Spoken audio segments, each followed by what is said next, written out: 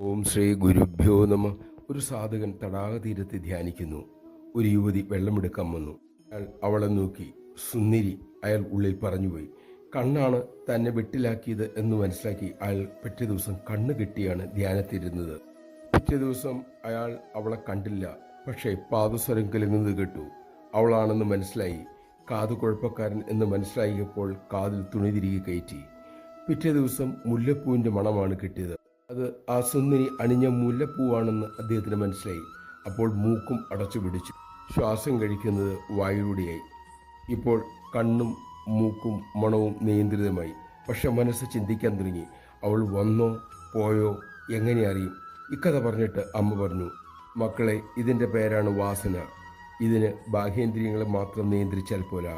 ഒരു സന്നിധിയിലിരുന്ന് വാസനാക്ഷയത്തിനായി പ്രയത്നിക്കുകയും വേണം. നമഃ ശിവായ. വാസനകളെ ക്ഷയിപ്പിക്കാനുള്ള വഴിയിലൂടെ അമ്മ നമ്മെ നയിക്കുമ്പോൾ അനുസരിക്കാനുള്ള പക്വത നമുക്കുണ്ടാകട്ടെ.